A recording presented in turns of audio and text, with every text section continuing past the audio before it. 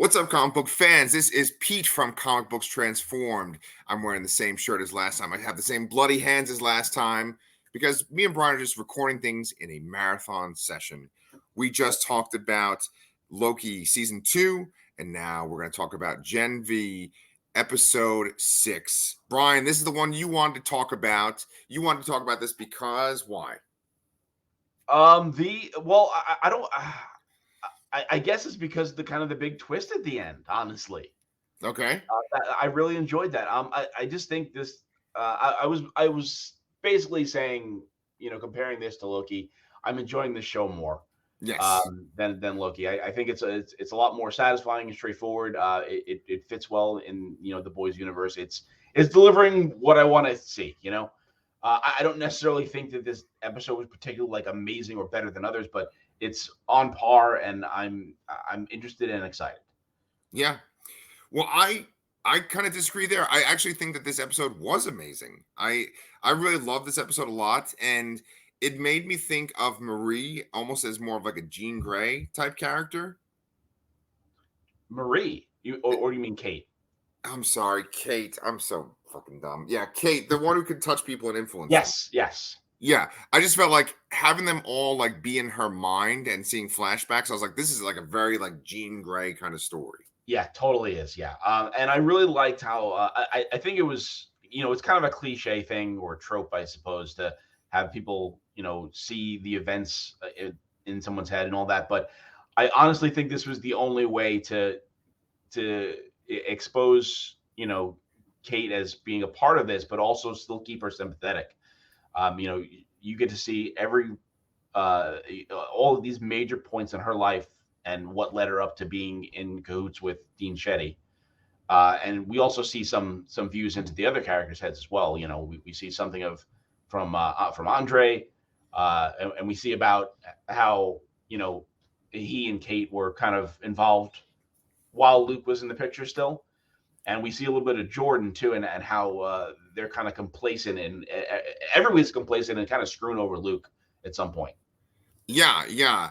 Because of the mechanic of the episode, because the idea that like they're all sort of psychically bonded to Kate and they're going through her flashbacks, and then all of a sudden her mind is collapsing, so they're sort of all melding together into one mind. You got to show characters glimpses into other characters' minds, into other characters' histories. And so you were able to get all this exposition done, but it's on like an adventure. They're trying to like get through this mind. And it's not just like people doing exposition dumps and just telling you about their backstories. Like, we did see even Marie's backstory in this, and the other characters could see it too. Yeah, even though that was a lot more removed from the overall story. Yeah. And it's funny because like they brought this other dude in there with him, and I was like, oh man, he's such a red shirt. This dude's gonna totally fucking die. 100%. Yeah. And then it was great because then you got to see more Clancy Brown, and then you got to see more Arnold Schwarzenegger's son guy. Yeah, and what's funny too, it's like maybe it's because in the first episode I didn't realize that was Patrick Schwarzenegger until like the end, and we haven't seen much of him after. But like I really saw like young Terminator era Arnold in him in this episode, like more so than I did before. Oh yes. I felt the exact same way. Yeah, I was like, oh man, he like there's sometimes where he looks just like Arnold too, especially like when he's like sort of like bound by the people that are experimenting on him, and he's like lifting up his head. He kind of looked like he was straight out of Total Recall or something, Yeah. So what was cool about this too was that we saw that there's something with Golden Boy and then his brother's Sam, right? Sam, yeah. Yeah. So like Sam and Golden Boy, we see like they actually get like experimented on together multiple times. It looks like they were giving Luke some of Sam's blood, or that's what they implied. You can't really tell from the visuals itself, but it sounds like they were like Sam is super overpowered, and they were but he's I guess mentally unstable, so they're transfusing the blood to Luke, who is more mentally stable, so they can have a superhero. They could they can rival Homelander or something. Yeah. That's kind of what on the surface goal is, but the big thing to me is the reveal that Dean Shetty's goal here is to not control the superheroes as was previously thought, but she wants to kill them all. Yeah. Yeah. She got so excited. That was actually very disturbing. So I mean, obviously, like spoilers for this episode. The very last scene, we see one scene where Dean Shetty and the scientist guy, who Sam broke into his house last episode and tried to kill him and his family. The scientist guy has given this one soup this virus, and she's like coughing. She seems like she's maybe got the flu or something. She's kind of coughing and really run down. And then Dean Shetty says, can we make it stronger? And then at the end of the episode, she's kind of covered in like pox and just like dead on the floor. Yeah. So the idea was that this virus would only attach to the V in the bloodstream, and then it would suppress their powers. And then she said, "Oh, let's give them a concentrated dose to see what happens," and then it kills them. And then she's like, "Yeah, that's what I want." Yeah. I think the reason why this blows my mind so much, and I find it so interesting, is that Dean Shetty is essentially the villain in this show, but her goals align with the boys, who are the heroes in the other show. Yes. So, like, I find that conflict, that contradiction there, so interesting. Yes. The villain of one show ties in with the heroes of the other show. That is fucking awesome. Yeah. So I guess it's time for you to like spoil the shit out of the Boys comic for me. You've always kind of alluded to the idea that the Boys comic ends in a very dark way. My assumption, okay, so here we go, guys. Here's a spoiler essentially for the comic, and then this could be a major spoiler for the show. But my assumption is that all of the soups get killed in the comic, and that like the dark part is that they have to essentially kill Starlight too. No. Do you want me to spoil the whole comic on this? No. Maybe you don't have to spoil the whole comic then, because that's what I always pictured. I always pictured, because whenever you would allude to this, you'd be like, "Oh, it gets really dark," and then like the soups die and stuff. I was like, okay, well, probably what happens is they kill off all the soups, and then they get to this point where, well, there's still one soup left, and it's Starlight, and like Huey and the team have to kill off Starlight. Well, oh man. No, you don't have to spoil it. If it's not that, then don't spoil it. But I mean, is there a fucking virus? I want to tell you offline, honestly, but I just in case there is anybody watching this that hasn't read the comic, I really don't want to spoil that. Okay. Well, here, this could be a major spoilery question, and you can choose to answer it or not. But like, is a virus used in the comic? I don't think so. Okay.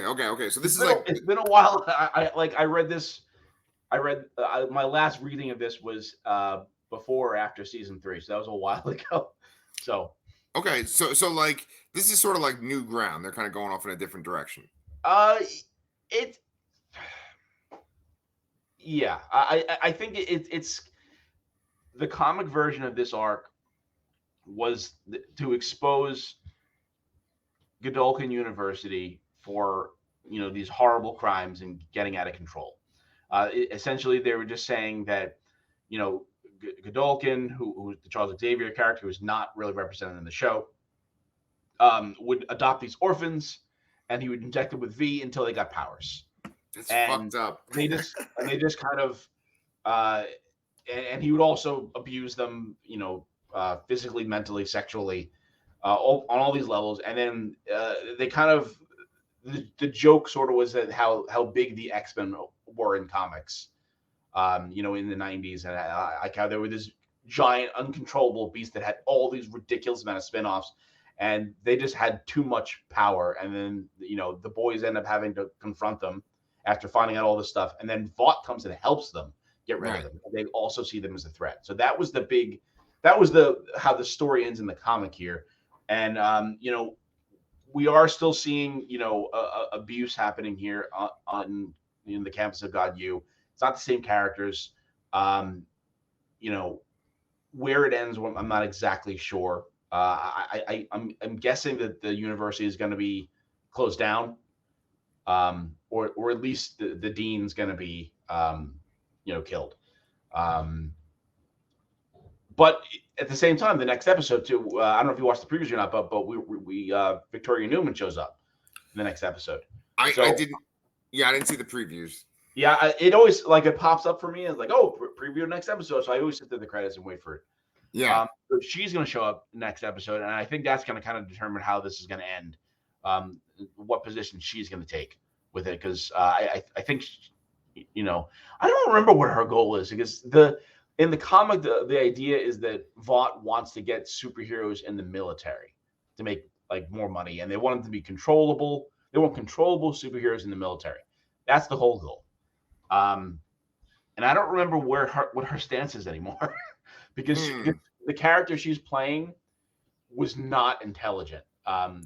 He was it was Victor Newman, and he was like an idiot, and he was the vice president, and he was kind of placed there by Vought to help the actual president get there, and then he's literally a moron, like a child.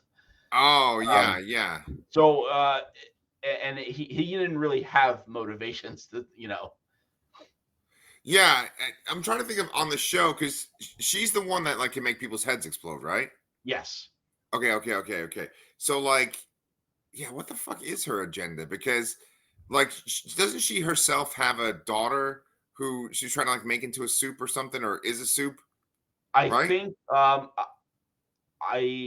I want to say she wasn't, and something was going wrong, and then she gave her an injection to help save her. I want to think that's what it is, but I could be completely wrong.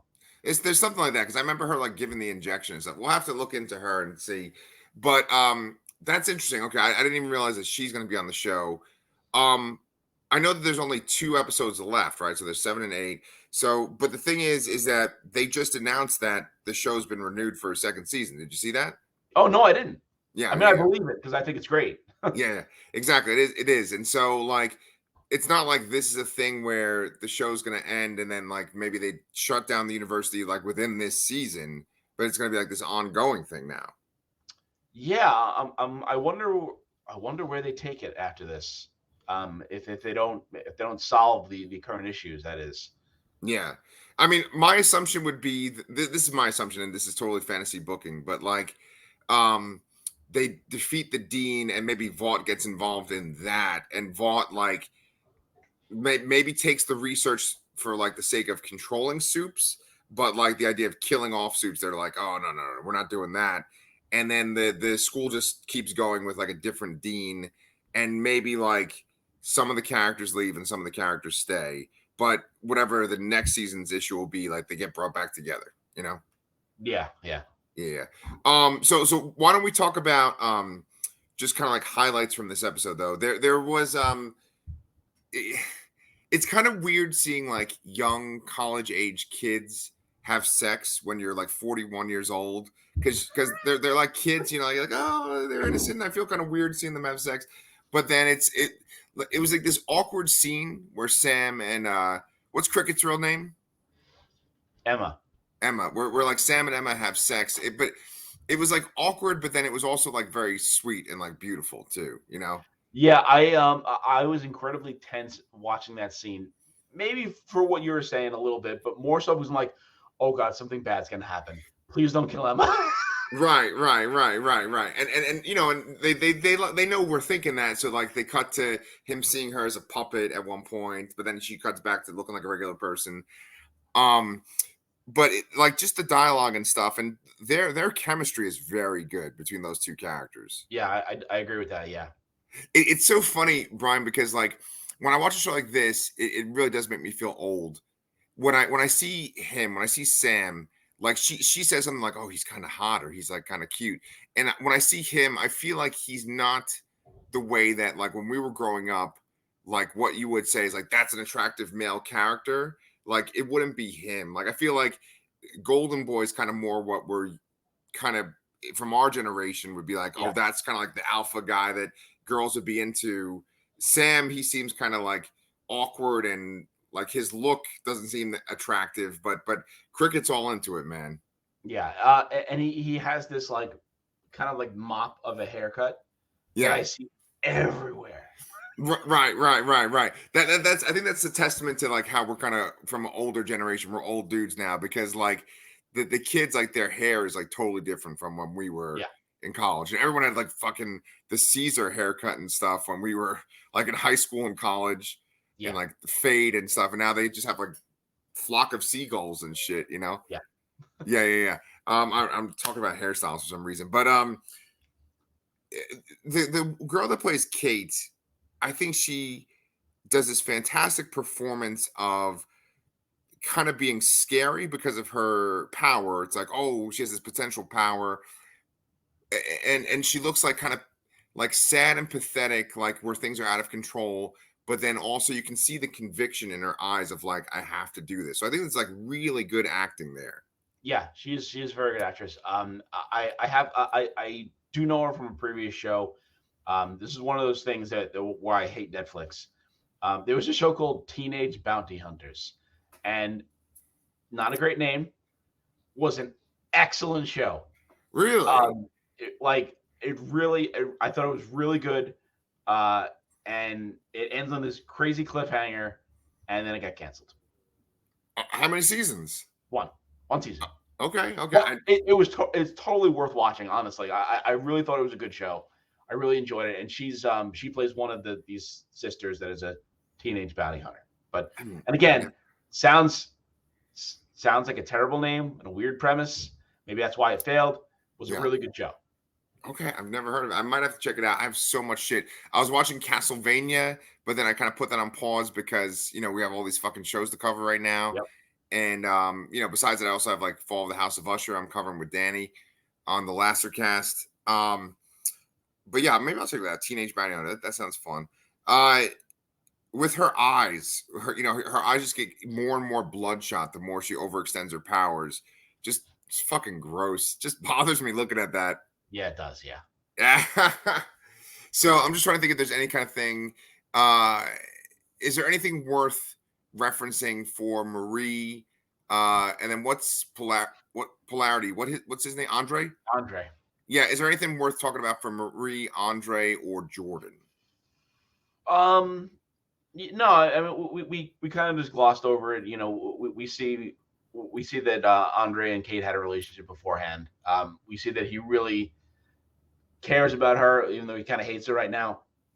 I appreciated those scenes and the emotion. Like I felt the emotion between when he's like kind of telling her like you can't give up. I hate you, but you can't give up here.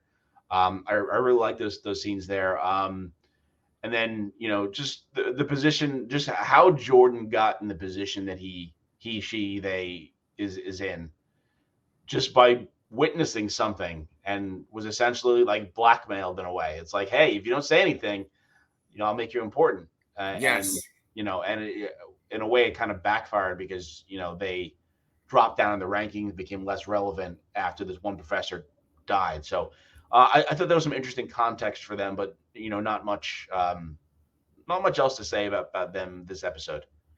It's interesting that you bring that up because like last week we talked about how everyone being brainwashed undid their character development, and they had started out as unlikable characters, then they became likable after they started to uncover this conspiracy, and then after they were brainwashed they became unlikable again. So it's almost like an EKG meter where they're like unlikable, likable, unlikable, and then in this episode I feel like they became very likable because the main characters essentially became focused on doing right by Golden Boy. Like essentially like Golden Boy went through this hell and now it's like we have to make things right. And Jordan even says a line like that at one point where they're like, I want to make things right with Golden Boy, Yeah, no, and it's just interesting seeing heroes as a force of good in this world, yeah, where they're still young and naive and not cynical, and so they are trying to do what's right, with their powers. Yeah, great stuff. I actually just did want to bring up though that I did like seeing Kate's flashbacks and just seeing how awful her powers could be. Like we've seen Marie's powers and how they destroyed her family, and now with Kate we saw that like it destroyed her family by making her brother disappear, but then it was really effective when she's like in the woods trying to talk to her mom, and the mom's like, oh, don't touch her, and she's scared of her. And I mean, Kate, sometimes when you have a scene like that with a kid, it's because the kid legitimately is evil. Like maybe they have like a demon inside of them or there's something wrong. But I think that Kate was genuinely just a good girl and she just lost her temper with her brother. Yeah. And all these consequences that she got locked in her room essentially for 9 years. There's a vault door to lock her in there. Yeah. So Crazy. when Dean Shetty gives her those pills, are those pills like commonly used, or are they just like used for her? Like, have you seen those in any Yeah, other? I was curious about that. I don't know because they don't.